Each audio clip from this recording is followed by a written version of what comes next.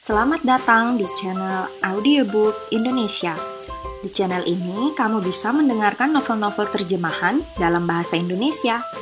Mau request novel? Silahkan tulis novel yang kamu mau pada kolom komentar.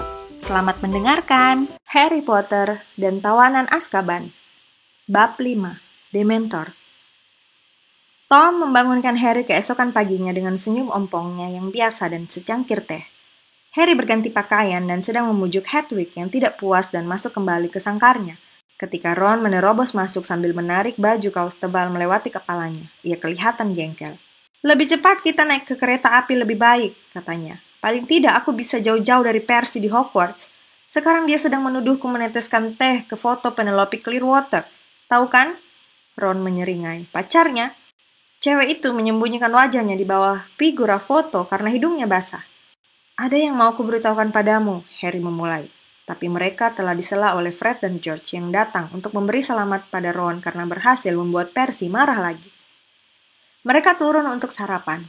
Mr. Weasley sedang membaca halaman depan koran Daily Prophet dengan dahi berkerut, dan Mrs. Weasley sedang bercerita kepada Ginny dan Hermione tentang ramuan cinta yang dibuatnya waktu dia masih gadis dulu. Ketiganya cekikikan. "Tadi kau mau bilang apa?" Ron menanyai Harry ketika mereka sudah duduk. Nanti saja," gumam Harry melihat Percy datang.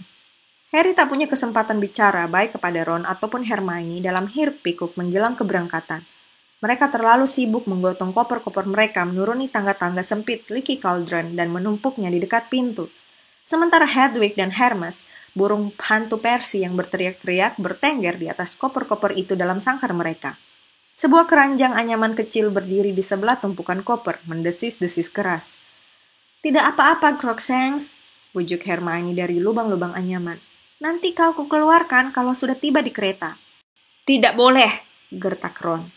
"Kasihan si Scabbers kan?"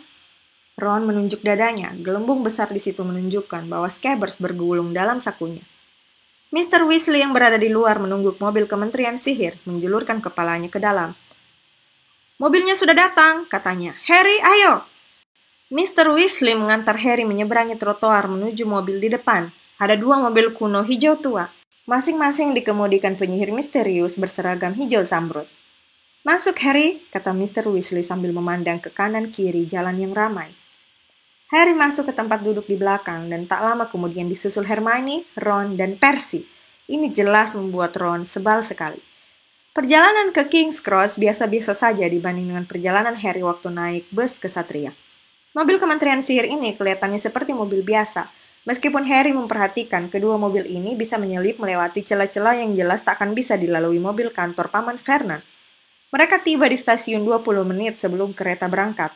Sopir-sopir kementerian mengambil troli, menurunkan koper-koper mereka, menyentuh topi untuk memberi hormat kepada Mr. Weasley dan pergi. Secara ajaib, mobil mereka berhasil melompat sampai ke paling depan antrian tak bergerak yang sedang menunggu lampu hijau.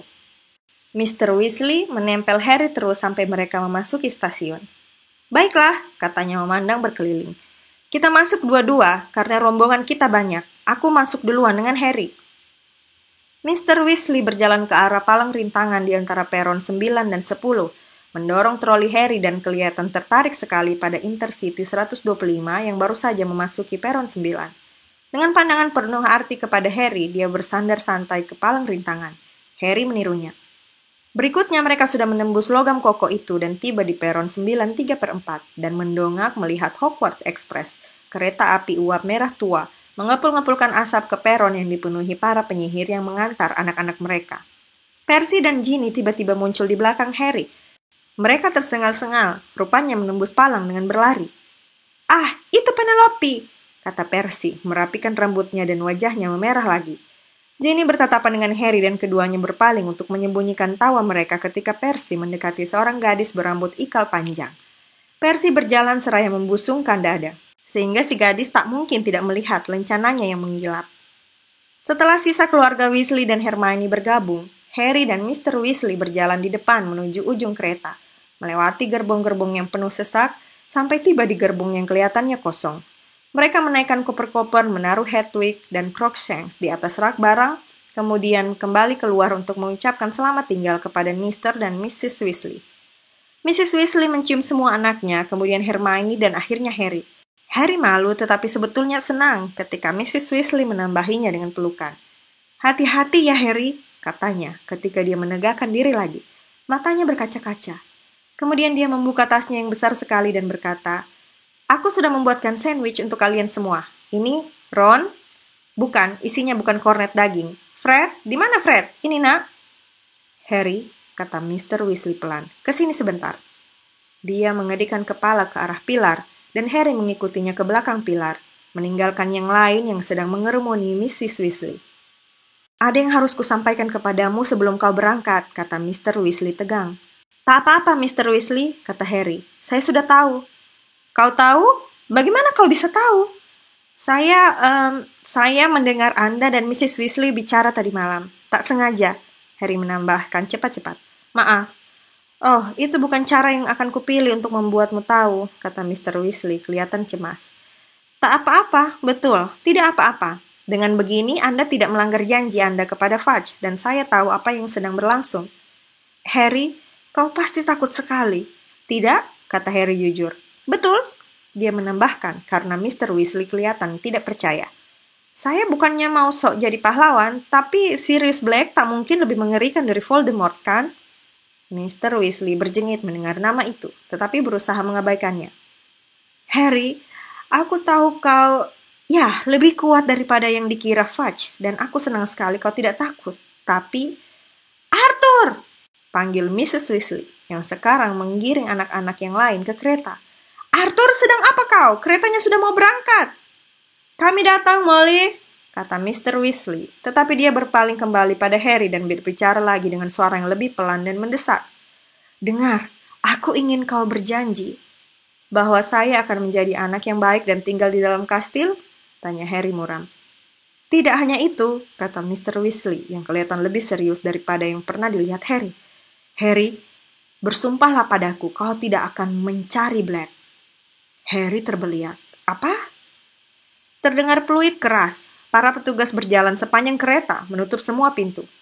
"Berjanjilah Harry," kata Mr. Weasley bicara lebih cepat lagi, "bahwa apapun yang terjadi." "Untuk apa saya mencari orang yang saya tahu akan membunuh saya?" tanya Harry tak mengerti. "Bersumpahlah padaku bahwa apapun yang mungkin kau dengar." "Arthur, cepat!" teriak Mrs. Weasley. Asap meliuk dari atas kereta. Kereta sudah mulai bergerak. Harry berlari ke pintu gerbong. Ron membukanya dan mundur agar Harry bisa masuk. Mereka menjulurkan kepala dari jendela dan melambaikan tangan kepada Mr. dan Mrs. Weasley sampai kereta api berbelok di tikungan dan mereka tak kelihatan lagi. "Aku perlu bicara dengan kalian berdua," Harry bergumam pada Ron dan Hermione sementara kereta meluncur semakin cepat. "Pergi jauh-jauh, Ginny," kata Ron. "Oh, sopan sekali," kata Ginny tersinggung lalu pergi. Harry, Ron, dan Hermione menyusuri koridor mencari kompartemen kosong, tetapi semuanya penuh, kecuali satu di ujung gerbong. Kompartemen ini hanya berisi satu orang, laki-laki yang tidur nyenyak di sisi jendela. Harry, Ron, dan Hermione ragu-ragu di ambang pintu. Hogwarts Express biasanya khusus untuk anak-anak dan mereka belum pernah melihat orang dewasa di kereta, kecuali penyihir yang mendorong troli makanan. Orang asing ini memakai jubah sihir yang sudah sangat usang dan ditisik di beberapa tempat. Tampaknya dia sakit dan lelah, meskipun masih muda, rambutnya yang coklat muda sudah ditumbuhi uban sana-sini. "Menurutmu, siapa dia?" desis Ron ketika mereka duduk menutup kembali pintu. Mereka memilih tempat duduk sejauh mungkin dari jendela. "Profesor R.J. Lupin," bisik Hermione segera. "Dari mana kau tahu?" "Ada di kopernya," jawab Hermione, menunjuk rak barang di atas kepala si laki-laki. Di rak itu ada koper kecil butut diikat dengan tali yang ikatannya rapi. Nama Profesor R.J. Lupin tertera di salah satu sudutnya dengan huruf-huruf yang sudah mulai mengelupas. "Ngajar apa ya?" tanya Ron, mengernyit memandang profil Profesor Lupin yang pucat. "Jelas kan?" bisik Hermione. "Cuma ada satu lowongan, pertahanan terhadap ilmu hitam." Harry, Ron, dan Hermione sudah pernah diajar oleh dua guru pertahanan terhadap ilmu hitam. Keduanya hanya bertahan selama setahun. Ada desas-desus bahwa pekerjaan itu membawa sial. "Ya, mudah-mudahan saja dia memang sanggup," kata Ron ragu-ragu. "Kelihatannya satu kutukan saja bisa menghabisinya." "Ngomong-ngomong," dia berpaling pada Harry. "Apa sih yang mau kau bicarakan dengan kami?" Harry menjelaskan tentang pertengkaran Mr. dan Mrs. Weasley dan peringatan yang baru saja diberikan Mr. Weasley kepadanya. Setelah Harry selesai bercerita, Ron termangu-mangu, sedangkan Hermione menekap mulut dengan kedua tangannya. Akhirnya Hermione menurunkan tangannya untuk berkata, "Serius Black kabur dari penjara untuk menangkapmu? Oh Harry, kau harus sangat hati-hati. Jangan cari masalah, Harry." "Aku tak pernah cari masalah," kata Harry sakit hati. "Masalahlah yang biasanya menemukan aku." "Memangnya Harry begitu tolol mencari orang gila yang mau membunuhnya?" kata Ron gemetar. Mereka menerima berita ini dengan lebih terpukul daripada dugaan Harry. Baik Ron maupun Hermione kelihatannya jauh lebih takut pada Black dibanding Harry sendiri. "Tak ada yang tahu bagaimana dia bisa lolos dari Azkaban," kata Ron gelisah. "Tak ada yang pernah kabur sebelumnya, dan dia juga napi kelas top." "Tapi mereka akan bisa menangkapnya kan?" kata Hermione penasaran. "Maksudku, mereka juga meminta semua Muggle ikut mencarinya." "Bunyi apa itu?" kata Ron tiba-tiba. Terdengar suitan samar entah dari mana. Mereka mencari-cari di seluruh kompartemen. "Datangnya dari dalam kopermu, Harry," kata Ron, berdiri dan menjulurkan tangan ke atas rak barang. Sesaat kemudian dia telah menarik teropong curiga saku dari antara jubah-jubah Harry. Teropong curiga itu berputar sangat cepat di atas telapak tangan Ron dan berpendar-pendar terang. "Apakah itu teropong curiga?" tanya Hermione ingin tahu, berdiri agar bisa melihat lebih jelas. "Ya, tapi ini yang murah sekali," kata Ron. "Dia langsung berbunyi waktu aku mengikatkannya ke kaki Errol untuk dikirimkan pada Harry. Mungkin rusak." "Apa waktu itu kau melakukan sesuatu yang mencurigakan?" tanya Hermione galak. "Tidak, ya sebetulnya aku tidak boleh menggunakan Errol. Kau tahu kan, dia tidak kuat lagi menempuh perjalanan panjang. Tapi bagaimana lagi aku bisa mengirimkan hadiah Harry kepadanya?" "Masukkan lagi ke koper," Harry menyarankan, ketika si teropong curiga bersuit melengking. "Kalau tidak, nanti dia bangun." Harry mengangguk ke arah Profesor Lupin. Ron menjejalkan teropong curiga itu ke dalam sepasang kaos kaki jelek dan usang bekas Paman Vernon yang meredam bunyinya, lalu menutup koper. "Kita bisa memeriksakannya di Hogsmeade," kata Ron, seraya duduk lagi. "Toko Dervis dan Banks menjual barang-barang seperti itu, peralatan-peralatan dan barang-barang gaib. Fred yang cerita kepadaku." "Apakah kau tahu banyak tentang Hogsmeade?" tanya Hermione penuh minat. "Menurut yang kubaca, itu satu-satunya pemukiman non-Muggle di seluruh Inggris." "Iya sih, kelihatannya begitu," kata Ron sambil lalu. "Tapi bukan itu yang membuatku ingin ke sana. Aku cuma ingin ke Honeydukes." "Apa itu?" tanya Hermione. "Toko permen," jawab Ron menerawang. "Segala macam permen ada. Pepper Imps, merica setan yang membuat mulutmu berasap, dan bola coklat besar berisi krim stroberi, dan loli pena bulu luar biasa yang bisa kau isap di kelas sementara kelihatannya kau sedang memikirkan apa yang akan kau tulis berikutnya." "Tetapi Hogsmeade tempat yang sangat menarik kan?" Hermione mendesak penasaran. "Dalam situs-situs sejarah sihir disebutkan Losmen di situ adalah markas besar untuk pemberontakan Goblin tahun 1612. Dan Shrieking Shack, gubuk menjerit, katanya bangunan yang paling banyak hantunya di Inggris. Dan permen besar-besar yang akan membuatmu terangkat beberapa senti dari tanah saat kau mengisapnya," kata Ron yang jelas tak mendengarkan sepatah kata apapun yang diucapkan Hermione. Hermione berpaling kepada Harry. "Asik ya, kita boleh keluar dari sekolah dan jalan-jalan di Hogsmeade." "Mestinya," kata Harry muram. "Kau harus cerita padaku kalau sudah ke sana nanti." "Apa maksudmu?" kata Ron. "Aku tak bisa pergi. Paman dan bibiku tidak menandatangani formulir perizinanku dan Fudge juga tidak mau." Ron tampak ngeri. "Kau tak boleh pergi? Tapi no way, McGonagall atau entah siapa akan memberimu izin." Harry tertawa hampa. Profesor McGonagall, kepala asrama Gryffindor, orangnya sangat berdisiplin. "Atau kita bisa tanya Fred dan George. Mereka tahu semua lorong rahasia di kastil." "Ron!" kata Hermione tajam. "Kurasa Harry tak boleh sembunyi-sembunyi meninggalkan kastil selama Black masih berkeliaran." "Ya, kurasa begitulah yang akan dikatakan McGonagall kalau aku minta izin," timpal Harry getir. "Tapi kalau kita bersamanya," kata Ron bersemangat kepada Hermione, "Black tak akan berani." "Oh Ron, jangan bicara omong kosong," sela Hermione tajam. "Black sudah membunuh banyak orang di tengah jalan ramai, dan kau pikir dia akan ragu-ragu menyerang Harry hanya karena ada kita?" Sambil bicara, Hermione membuka kait keranjang Crookshanks. "Jangan keluarkan dia," kata Ron, tapi terlambat. Crookshanks melompat ringan dari dalam keranjangnya, menggeliat, menguap, dan meloncat ke pangkuan Ron. Gundukan di saku Ron gemetar, dan Ron mendorong si kucing dengan jengkel. Pergi! Ron, jangan! Kata Hermione marah. Ron baru mau membalas ketika Profesor Lupin bergerak. Mereka mengawasinya dengan cemas, tetapi dia cuma menolehkan kepalanya ke arah lain dan mulutnya sedikit terbuka, dan tidur terus. Hogwarts Express meluncur mantap ke arah utara. Pemandangan di luar menjadi semakin liar dan gelap, sementara awan-awan di atas menebal. Anak-anak berkejaran melewati pintu kompartemen mereka. Crookshanks sekarang mendekam di atas tempat duduk kosong. Wajahnya yang gepeng menghadap Ron, matanya yang hijau mengawasi saku atas Ron. Pukul 1 si penyihir wanita gemuk dengan troli makanan tiba di pintu kompartemen. Kita bangunkan atau tidak? Ron bertanya canggung, mengangguk ke arah Profesor Lupin. Kelihatannya dia perlu makan. Hermione hati-hati mendekati Profesor Lupin. Profesor, katanya. Maaf, Profesor. Dia tidak bergerak. Jangan khawatir, nak, kata si penyihir seraya menyerahkan setumpuk besar kue kepada Harry. Kalau dia lapar waktu bangun nanti, aku ada di depan dengan masinis. Dia tidur kan? Kata Ron pelan setelah si penyihir menutup pintu kompartemen mereka. Maksudku, dia tidak mati kan? Tidak, dia masih bernafas, bisik Hermione mengambil kue yang ditawarkan Harry. Profesor Lupin mungkin bukan teman seperjalanan yang baik, tetapi kehadirannya di kompartemen mereka ada gunanya. Lewat tengah hari ketika hujan mulai turun menyamarkan perbukitan yang terhampar di luar jendela, mereka mendengar langkah-langkah kaki di koridor lagi, dan 3 orang yang paling tidak mereka sukai muncul di pintu. Draco Malfoy, diapit kroninya, Vincent Crabbe, dan Gregory Goyle. Draco Malfoy dan Harry sudah bermusuhan sejak mereka bertemu dalam perjalanan kereta api pertama mereka ke Hogwarts. Malfoy yang berwajah pucat, runcing, dan sinis adalah penghuni asrama Slytherin.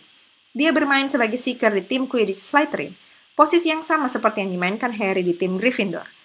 Crabbe dan Goyle tampaknya hadir di dunia untuk melaksanakan segala perintah Malfoy. Mereka berdua besar berotot. Crabbe lebih tinggi dengan rambut berpotongan batok dan leher sangat tebal. Goyle berambut pendek kaku dan lengannya panjang berbulu seperti lengan gorila. Wah, lihat, siapa itu? Kata Malfoy dengan suaranya yang seperti orang malas, membuka pintu kompartemen mereka. Potty dan The Weasel. Itu ejekan tentu, sebab Potty berarti pispot, dan Weasel adalah binatang sejenis mustang. Crabbe dan Goyle terkekeh macam troll. Kudengar ayahmu akhirnya berhasil dapat emas musim panas ini, Weasley, kata Malfoy. Apa ibumu mati saking kagetnya? Ron berdiri cepat sekali menyenggol keranjang Crookshanks sampai jatuh ke lantai. Profesor Lupin mendengus.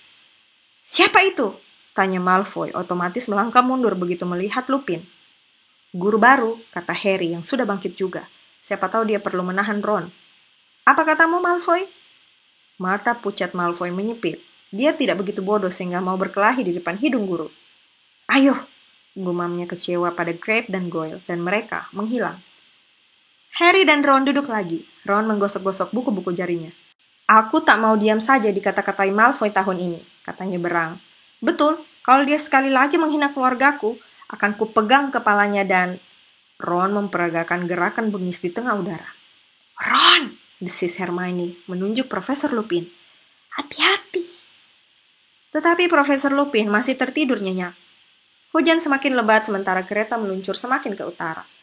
Jendela sekarang berwarna abu-abu berkilau dan perlahan berubah gelap sampai lampu-lampu menyala di sepanjang koridor dan di atas rak barang. Kereta berderit, hujan bergemuruh, angin menduru, tetapi tetap saja Profesor Lupin tidur. Kita pasti hampir sampai, kata Ron, mencondongkan tubuhnya ke depan untuk melihat, melewati Profesor Lupin ke jendela yang sekarang sudah hitam pekat. Bibirnya belum lagi menutup ketika kereta mulai melambat. Bagus, kata Ron bangkit dan berjalan hati-hati melewati Profesor Lupin untuk mencoba melihat keluar. Aku sudah lapar, aku ingin ikut pesta. Tak mungkin kita sudah sampai, kata Hermione memeriksa arlojinya. Lalu kenapa berhenti? Kereta api semakin lama semakin lambat. Setelah bunyi piston mereda, angin dan hujan terdengar semakin keras menimpa jendela.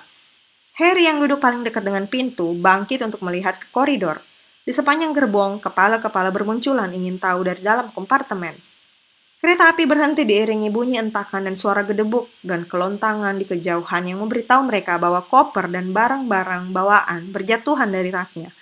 Kemudian tanpa peringatan semua lampu padam dan mereka tenggelam dalam kegelapan total. Ada apa sih? Terdengar suara Ron di belakang Harry. Ouch! pekik Hermione. "Ron, itu kakiku!" Harry meraba-raba kembali ke kursinya. "Apa keretanya rusak?" "Entah." Terdengar bunyi decit, dan Harry melihat sosok gelap Ron melap sepeta kaca jendela dan mengintip keluar. "Ada yang bergerak di luar," kata Ron. "Kayaknya ada orang-orang yang naik ke kereta." Pintu kompartemen mendadak terbuka dan ada yang menjatuhi kaki Harry sampai sakit. "Sorry, apa kau tahu ada apa?" "Ouch, sorry." "Halo Neville," kata Harry meraba-raba dalam gelap dan mengangkat Neville pada jubahnya. "Harry, kaukah itu? Ada apa sih?" "Entahlah, duduklah." Terdengar desis keras dan jerit kesakitan. Neville rupanya menduduki Crookshanks.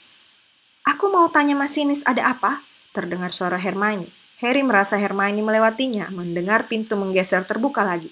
Kemudian bunyi gedebuk dan dua pekik kesakitan. "Siapa itu? Siapa itu? Ginny? Hermione? Ngapain kau?" "Aku mencari Ron." "Oh, masuk dan duduklah." "Jangan di sini," kata Harry buru-buru. "Aku di sini." "Aduh," seru Neville. "Diam!" Mendadak terdengar suara serak. Profesor Lupin akhirnya terbangun. Harry bisa mendengar gerakan-gerakan di sudutnya. Tak seorang pun bicara. Terdengar bunyi derik pelan dan ada cahaya bergoyang yang memenuhi kompartemen. Profesor Lupin memegangi segenggam nyala api. Api itu menyinari wajahnya yang pucat lelah, tetapi matanya tampak siap dan waspada. "Tetap di tempat masing-masing," katanya dengan suara serak yang sama, dan perlahan dia bangkit dengan tangan yang menggenggam api terulur di depannya. Tetapi pintu menggeser terbuka sebelum Lupin mencapainya. Berdiri di ambang pintu diterangi oleh nyala api yang bergoyang di tangan Lupin, ada sosok berjubah yang menjulang sampai ke langit-langit kereta. Wajahnya sama sekali tersembunyi di bawah kerudung kepalanya. Mata Harry menyusur ke bawah dan yang dilihatnya membuat perutnya kejang. Ada tangan yang terjulur dari dalam jubah, dan tangan itu mengilap, abu-abu. Kelihatannya berlendir dan berkeropeng, seperti sesuatu yang mati dan telah membusuk dalam air. Tangan itu cuma tampak sekejap, seakan makhluk di bawah jubah itu merasakan pandangan Harry. Tangan itu mendadak ditarik ke dalam lipatan kain hitam jubahnya. Dan kemudian, sosok di bawah kerudung, entah apa itu, menarik nafas pelan berkeretak, seakan dia mencoba menghisap lebih dari sekedar udara dari sekelilingnya. Rasa dingin menusuk menyapu mereka semua. Harry merasa nafasnya sendiri tertahan di dadanya. Rasa dingin itu menembus kulitnya, memasuki dadanya, memasuki jantungnya. Mata Harry seolah membalik ke dalam kepalanya. Dia tidak bisa melihat. Dia tenggelam dalam rasa dingin. Terdengar deru dalam telinganya, seperti deru air. Dia tertarik ke bawah, deru air semakin keras.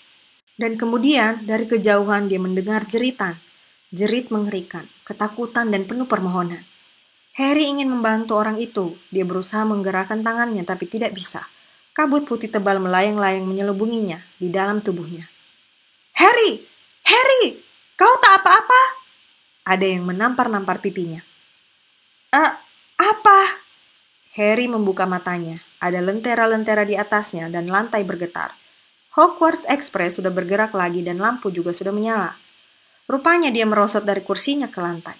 Ron dan Hermione berlutut di sebelahnya, dan di atas mereka dia bisa melihat Neville dan Profesor Lupin mengawasi. Harry merasa sangat mual. Waktu dia mengangkat tangan dan memakai lagi kacamatanya, dia merasa wajahnya bersimbah keringat dingin. Ron dan Hermione mengangkatnya kembali ke tempat duduknya. "Kau tak apa-apa?" tanya Ron cemas.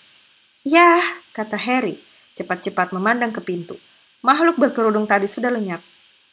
"Apa yang terjadi? Di mana makhluk itu? Siapa yang menjerit?" "Tak ada yang menjerit," kata Ron semakin cemas. Harry memandang berkeliling kompartemen yang terang. Ginny dan Neville balas memandangnya. Keduanya pucat pasi. "Tetapi aku mendengar jeritan." Bunyi keletak keras membuat mereka semua terlonjak. Profesor Lupin sedang memata-matakan sebatang coklat besar. "Ini," katanya kepada Harry, mengulurkan potongan yang besar sekali. "Makanlah, akan membantu." Harry mengambil coklat itu tapi tidak memakannya. "Tadi itu apa?" dia bertanya kepada Lupin. "Dementor," kata Lupin, yang sekarang membagikan coklat kepada semua anak. "Salah satu Dementor Azkaban." Semua terbelalak menatapnya. Profesor Lupin meremas bungkus coklat dan memasukkannya ke dalam sakunya. "Makan," dia mengulang. "Akan membantu. Aku perlu bicara dengan masinis. Maaf." Dia berjalan melewati Harry dan lenyap ke koridor. "Kau yakin kau tak apa-apa, Harry?" tanya Hermione, menatap Harry dengan cemas. "Aku tak mengerti apa yang terjadi," kata Harry, menyeka lebih banyak keringat dari wajahnya. Si Dementor berdiri di sana dan memandang berkeliling. Maksudku, kupikir dia memandang berkeliling. Aku tak bisa melihat matanya. Dan kukira kau tiba-tiba sakit ayan atau apa, kata Ron yang masih tampak ketakutan. Kau mendadak kaku dan jatuh dari tempat dudukmu dan mulai kejang-kejang. Dan Profesor Lupin melangkahimu, berjalan mendekati si Dementor dan mencabut tongkatnya, kata Hermione. Dan dia berkata, tak seorang pun dari kami menyembunyikan Sirius Black di balik jubah kami. Pergi. Tetapi si Dementor tidak bergerak, jadi Lupin menggumamkan sesuatu. Dan sesuatu yang keperakan muncul dari tongkatnya, mengenai si Dementor, lalu si Dementor berbalik dan seperti melayang, pergi. Mengerikan sekali, kata Neville. Suaranya lebih melengking daripada biasanya. Apakah kalian merasakan hawa jadi dingin sekali ketika dia datang? Aku merasa aneh, kata Ron menggerakkan bahunya dengan tidak nyaman. Sepertinya aku tidak akan pernah gembira lagi. Ginny yang meringkuk di sudut kelihatan sama merananya seperti yang dirasakan Harry, terisak kecil. Hermione mendekatinya dan memeluknya. Tetapi, apakah kalian tidak ada yang jatuh dari tempat duduk? Tanya Harry canggung. Tidak, kata Ron memandang Harry dengan cemas lagi. Tapi Ginny gemetar hebat sekali. Harry tidak mengerti. Dia merasa lemah dan gemetar, seakan baru sembuh dari flu berat. Dia juga mulai merasa malu, kenapa dia sampai pingsan begitu, padahal yang lain tidak. Profesor Lupin sudah kembali. Dia berhenti sebentar sebelum masuk, memandang berkeliling dan berkata seraya tersenyum kecil. Aku tidak meracuni coklatnya loh. Harry menggigit coklatnya dan heran sekali ketika merasakan kehangatan mendadak merayap sampai ke ujung-ujung jarinya. Kita akan tiba di Hogwarts 10 menit lagi, kata Profesor Lupin. Kau tak apa-apa, Harry? Harry tidak bertanya bagaimana Profesor Lupin bisa tahu namanya. Tidak, dia bergumam malu. Mereka tidak banyak bicara selama sisa perjalanan. Akhirnya kereta berhenti di stasiun Hogsmeade dan anak-anak berdesakan turun. Burung-burung hantu beruhu-uhu keras, kucing-kucing mengeong, dan katak piaraan Neville berkuak keras dari bawah topinya. Dingin sekali di peron kecil mungil itu. Hujan mengguyur seperti jarum-jarum es. Anak-anak kelas 1, ke sini! Terdengar suara yang sudah mereka kenal. Harry, Ron, dan Hermione menoleh dan melihat sosok raksasa Hagrid di ujung peron, menggapai memanggil anak-anak kelas 1 yang ketakutan. Hagrid akan mengantar mereka dalam perjalanan tradisional menyeberangi danau. Baik-baik saja, kalian bertiga? Hagrid berteriak di atas kepala anak-anak. Mereka melambai kepadanya, tetapi tidak punya kesempatan bicara dengannya, karena mereka terbawa kerumunan anak-anak di sekitar mereka, menjauh dari peron. Harry, Ron, dan Hermione mengikuti murid-murid yang lain keluar ke jalan tanah yang kasar. Di jalan itu paling tidak 100 kereta menunggu anak-anak yang tersisa. Masing-masing ditarik, menurut dugaan Harry, oleh kuda yang tak kelihatan. Karena ketika mereka sudah naik dan menutup pintunya, keretanya langsung berjalan beriringan sendiri, saling bentur dan berguncang. Kereta itu samar-samar berbau jamur dan jerami. Harry sudah merasa lebih enak setelah makan coklat, tetapi masih lemah. Ron dan Hermione tak henti-hentinya meliriknya, seakan ketakutan dia akan pingsan lagi. Ketika kereta mendekati sepasang gerbang besi yang kokoh, diapit oleh pilar batu yang di atasnya ada babi hutan bersayap, Harry melihat 2 Dementor tinggi besar berkerudung, berdiri di kanan kiri gerbang. Gelombang rasa dingin tak nyaman siap menggulungnya lagi. Harry bersandar kembali ke tempat duduknya yang empuk dan memejamkan matanya sampai mereka sudah melewati gerbang. Kereta meluncur semakin cepat ketika melewati jalan panjang landai menuju kastil. Hermione menjulurkan kepala dari jendela kecil mungil, memandang menara-menara yang semakin dekat. Akhirnya kereta berguncang lalu berhenti. Hermione dan Ron turun. Ketika Harry turun, terdengar suara senang di telinganya. Kau pingsan, Potter? Apa yang dikatakan Longbottom benar? Kau betul-betul pingsan? Malfoy menyodok melewati Hermione untuk memblokir Harry sehingga tidak bisa menaiki undakan kastil. Wajahnya berseri-seri dan matanya yang pucat berkilat jahat. Minggir Malfoy, kata Ron yang rahangnya terkatup rapat. Apa kau pingsan juga, Weasley? Kata Malfoy keras-keras. Apa Dementor yang mengerikan itu membuatmu ketakutan juga, Weasley? Ada masalah? Terdengar suara lunak. Profesor Lupin baru saja turun dari kereta berikutnya. Malfoy memandang Profesor Lupin dengan menghina. Dia sudah melihat tambalan di jubahnya dan kopernya yang butut. Dengan sedikit sinis dia menjawab, "Oh, tidak, Profesor." Kemudian menyeringai kepada Crabbe dan Goyle dan mengajak mereka menaiki undakan masuk ke dalam kastil. Hermione menyodok punggung Ron agar bergegas dan mereka bertiga bergabung dengan kerumunan anak-anak yang memenuhi undakan, memasuki pintu ek besar ke dalam aula depan yang besar, yang diterangi obor-obor menyala.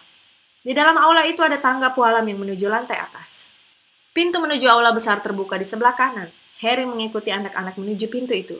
Tetapi baru saja sekilas melihat langit-langit sihirnya yang malam ini gelap berawan, ada suara memanggil.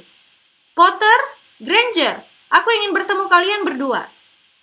Harry dan Hermione berbalik, keheranan. Profesor McGonagall, guru transfigurasi dan kepala asrama Gryffindor, memanggil mereka dari atas kepala anak-anak. Dia guru wanita bertampang galak dengan rambut digelung ketat. Matanya yang tajam memakai kacamata persegi. Harry mendekatinya, menyeruak di antara anak-anak. Perasaannya tak enak. Profesor McGonagall selalu membuat dia merasa telah melakukan sesuatu yang salah. "Tak perlu secemas itu. Aku cuma mau bicara sedikit di kantorku," katanya kepada mereka. "Kau terus saja, Weasley." Ron mengawasi Profesor McGonagall membawa Harry dan Hermione menjauh dari kerumunan anak-anak yang ramai berceloteh. Mereka menyeberangi aula depan, menaiki tangga pualam dan menyusuri koridor. Begitu memasuki kantornya, ruangan kecil dengan api besar yang hangat dan nyaman, Profesor McGonagall memberi isyarat agar Harry dan Hermione duduk.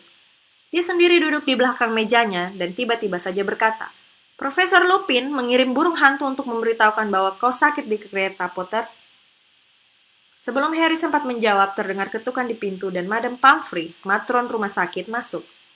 Harry merasa wajahnya memerah, bahwa dia tadi pingsan atau entah apa, sudah memalukan, apalagi ditambah semua orang jadi repot begini. "Saya tak apa-apa," katanya. "Saya tidak perlu apa-apa." "Oh, kau rupanya," kata Madame Pomfrey, mengabaikan ucapan Harry dan membungkuk untuk memeriksanya. "Apa kau baru saja melakukan sesuatu yang berbahaya lagi?" "Gara-gara Dementor, Poppy," kata Profesor McGonagall. Mereka bertukar pandang suram dan Madame Pomfrey berdecak mencela. "Memasang Dementor di sekolah," gumamnya, mendorong rambut hitam Harry ke belakang dan meraba dahinya. Dia bukan orang pertama yang pingsan. Ya, dia berkeringat, sungguh mengerikan. Dementor dan efeknya pada orang-orang yang rapuh. "Saya tidak rapuh," kata Harry jengkel. "Tentu saja tidak." Sambil lalu Madame Pomfrey berkata, seraya memeriksa nadi Harry. "Apa yang diperlukannya?" tanya Profesor McGonagall ringkas. "Istirahat di tempat tidur? Apa perlu dia malam ini menginap di rumah sakit?" "Saya tidak apa-apa," kata Harry melompat bangun. Membayangkan apa yang akan dikatakan Draco Malfoy kalau dia ke rumah sakit sungguh merupakan siksaan.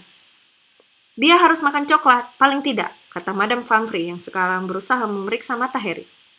"Saya sudah makan coklat," kata Harry. "Diberi Profesor Lupin. Dia membagikannya kepada kami semua." "Oh ya?" kata Madame Pomfrey senang. "Jadi akhirnya kita mendapat guru pertahanan terhadap ilmu hitam yang tahu obat-obatnya." "Kau yakin kau tidak apa-apa, Potter?" tanya Profesor McGonagall tajam. "Ya," kata Harry.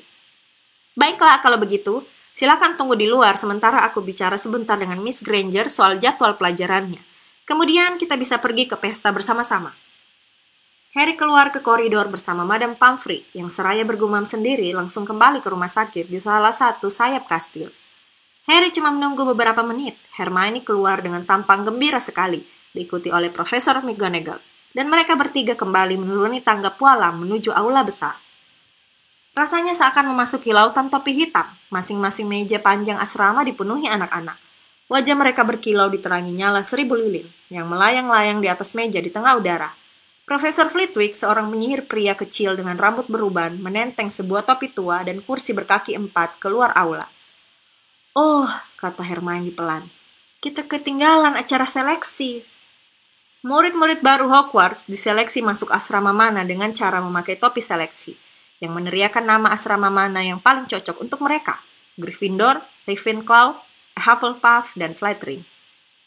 Profesor McGonagall berjalan ke tempat duduknya di meja guru, sedangkan Harry dan Hermione berjalan ke jurusan yang berlawanan, sepelan mungkin menuju meja Gryffindor. Anak-anak menengok memandang mereka, sementara mereka berjalan di bagian belakang aula dan beberapa di antara mereka menunjuk-nunjuk Harry. Apakah kisah tentang dirinya yang pingsan di depan Dementor sudah beredar begitu cepatnya?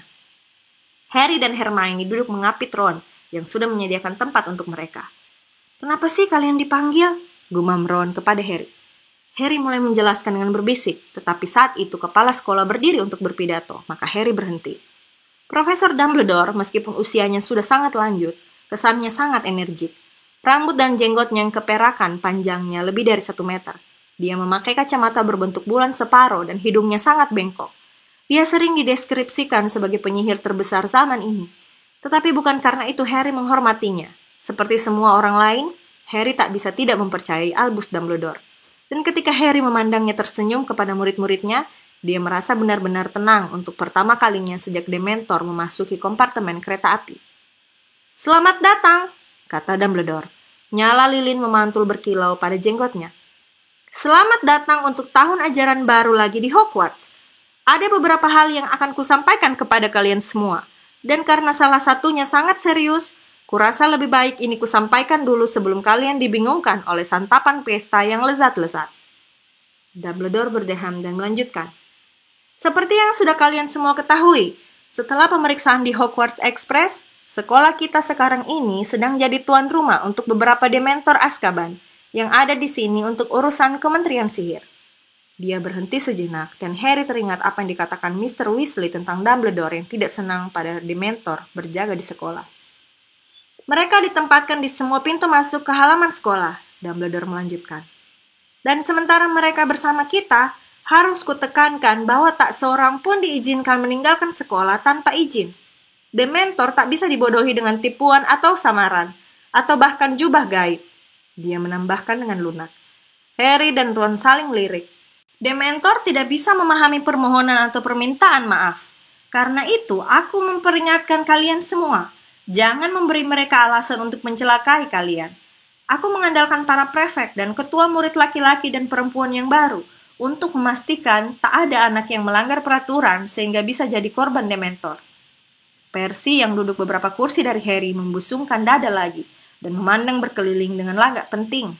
Dumbledore berhenti lagi. Dia memandang ke seluruh aula dengan serius dan tak seorang pun bergerak ataupun membuat suara. "Sekarang berita yang menyenangkan," dia meneruskan. "Aku gembira sekali menerima 2 guru baru di sekolah kita tahun ini. Yang pertama, Profesor Lupin yang telah berbaik hati berkenan mengisi posisi guru pertahanan terhadap ilmu hitam." Di sana-sini terdengar tepukan yang kurang antusias. Hanya mereka yang berada dalam satu kompartemen bersama Profesor Lupin yang bertepuk keras. Harry di antaranya. Profesor Lupin tampak kumal di antara para guru yang memakai jubah mereka yang paling bagus. "Lihat si Snape!" Ron mendesis di telinga Harry. Profesor Snape, guru ramuan, memandang ke seberang meja ke arah Profesor Lupin. Sudah jadi rahasia umum bahwa Snape menginginkan posisi guru pertahanan terhadap ilmu hitam. Tetapi bahkan Harry yang membenci Snape kaget melihat ekspresi di wajah Snape yang kurus dan pucat. Itu lebih dari sekedar marah, itu ekspresi jijik. Harry kenal betul ekspresi itu, karena begitulah ekspresi Snape setiap kali memandang Harry.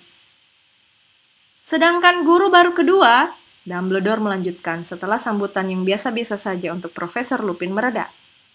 "Dengan berat hati, kusampaikan kepada kalian bahwa Profesor Kettleburn, guru pemeliharaan satwa gaib, pensiun akhir tahun ajaran lalu agar bisa menikmati waktu lebih lama dengan kaki dan tangannya. Meskipun demikian, aku senang sekali mengumumkan bahwa kedudukannya akan digantikan oleh tak lain dan tak bukan Rubeus Hagrid kita yang telah setuju menjadi pengajar sebagai tambahan tugas-tugasnya sebagai pengawas binatang liar." Harry, Ron, dan Hermione saling pandang, terperangah. Kemudian mereka ikut bertepuk. Tepukan gemuruh sekali, terutama di meja Gryffindor. Harry membungkuk ke depan untuk melihat Hagrid yang wajahnya merah padam dan menunduk memandang tangannya yang besar. Senyum lebarnya tersembunyi di balik brewok hitamnya yang aut-autan. "Mestinya kita tahu!" teriak Ron menggebrak meja. "Siapa lagi yang akan menyuruh kita memakai buku yang menggigit?" Harry, Ron, dan Hermione yang terakhir berhenti bertepuk. Dan ketika Profesor Dumbledore bicara lagi, mereka melihat Hagrid menyeka matanya dengan taplak meja. "Nah, kurasa semua yang penting sudah kusampaikan," kata Dumbledore. "Ayo, kita mulai pesta." Piring-piring dan piala-piala emas di depan mereka mendadak dipenuhi makanan dan minuman. Harry mendadak lapar sekali, mengambil segala yang bisa diraihnya dan mulai makan. Pestanya menyenangkan sekali. Aula dipenuhi obrolan, tawa, dan dentang-denting pisau dan garpu. Meskipun demikian, Harry, Ron, dan Hermione ingin pesta segera selesai agar mereka bisa bicara dengan Hagrid. Mereka tahu diangkat jadi guru sangat berarti bagi Hagrid. Hagrid penyihir yang belum lulus. Dia dikeluarkan dari Hogwarts dalam tahun ketiganya gara-gara kejahatan yang tidak dilakukannya. Harry, Ron, dan Hermione lah yang membersihkan nama Hagrid tahun ajaran lalu. Akhirnya, ketika serpi-serpi kue tar labu kuning sudah meleleh dari piring-piring emas, Dumbledore berkata bahwa sudah tiba saatnya bagi mereka semua untuk tidur, dan mereka mendapat kesempatan bicara dengan Hagrid. "Selamat, Hagrid!" seru Hermione ketika mereka tiba di meja guru. "Berkat kalian bertiga," kata Hagrid menyeka wajahnya yang berkilat dengan serbetnya sambil menatap mereka. "Tak bisa dipercaya itu, orang hebat, Dumbledore. Langsung datang temui aku di pondok setelah Profesor Kettleburn bilang sudah cukup lelah mengajar. Ini yang sudah lama kuinginkan." Dikuasai emosinya, dia membenamkan wajah di serbetnya, dan Profesor McGonagall meminta mereka meninggalkannya.